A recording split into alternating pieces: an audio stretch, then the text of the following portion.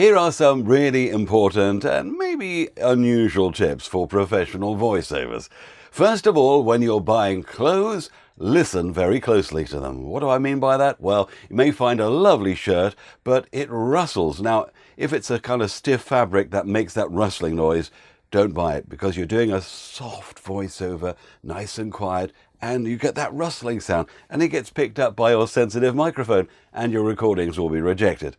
I'm sure the guy in my local clothing shop wonders why I'm forever feeling the fabric of things, but if only he knew I was a voiceover artist, he'd understand. It's not just because of the noise that can be picked up.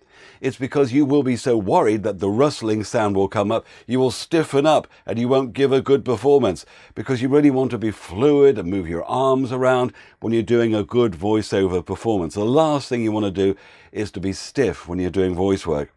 Tip number 2.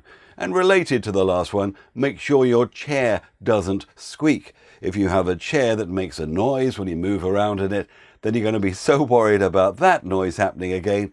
Well, you are also going to tense up your body, and so you won't be able to free yourself to move your body around, move your head, do all those wonderful movements when you're trying to get that voice to its optimum performance. So get the old 3-in-1 oil out, or whatever you have in your area, and get that chair non-squeaky.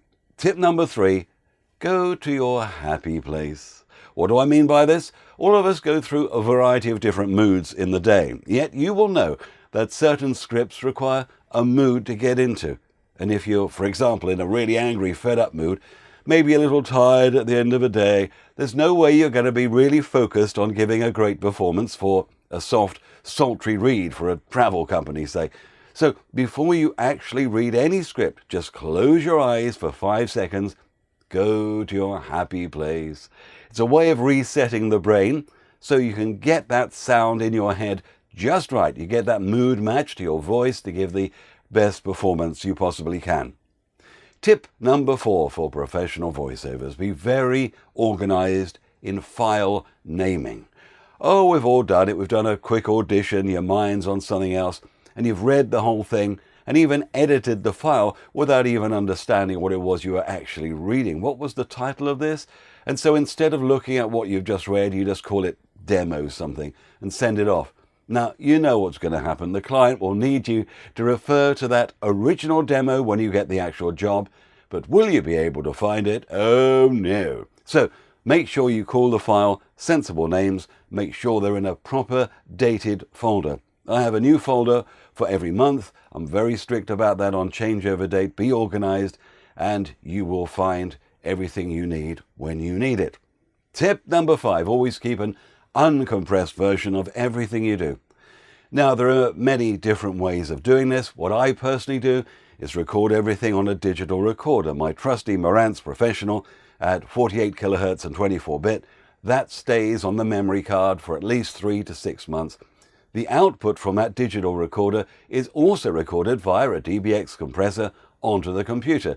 That's the version that most people want, and I often compress it and optimize it even more in Adobe Audition.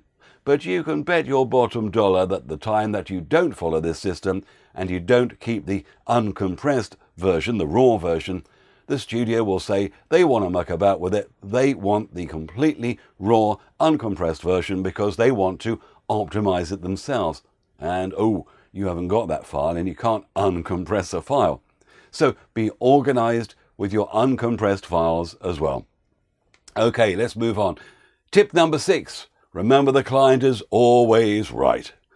The script may not be that well written, but do not pipe up about it and complain, because quite often the person you're working for isn't the scriptwriter, and that person may be 2 or 3 people up the chain. So don't rock the boat, or it will be grief for you.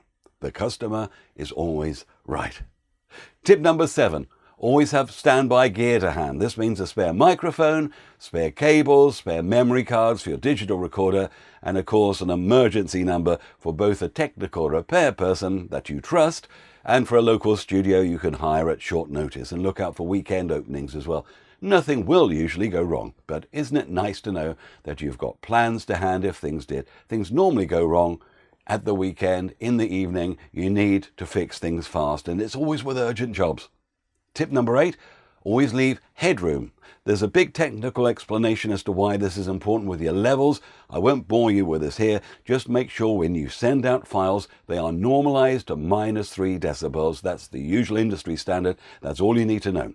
There's a school of thought that says they can be normalized to 0. In other words, the maximum loudness possible when you're sending out auditions, as your audition will play loudly in the audition office. But when you're delivering a master file you're being paid for, look at the waveform and normalize it to -3 decibels. That's all you have to remember. Tip number 9. When auditioning, do not put annoying blips all over your voice, because that's just insulting. It'll come over as if you think they're going to steal your voice, unless you put blips over your voice. You have to trust people. A very, very small percentage of people will actually steal any part of your demo and use it for real. So leave those nasty blips off and then show your trusting nature. And it doesn't annoy the listener at the other end as well. And finally, tip number 10, follow exact audition instructions. It's amazing how many people don't read the small print and waste their time creating an audition for something where they haven't followed the instructions. This could be something major, like not even realizing that a different accent is needed, to something minor but still annoying to the end client when you need to name the file in a certain exact way for their system, like character name _ your first name, not full name, because they don't want the end person to find out who you are, all that kind of stuff, all right? So just follow that. I hope you found these tips useful, and good luck in your continuing voiceover career.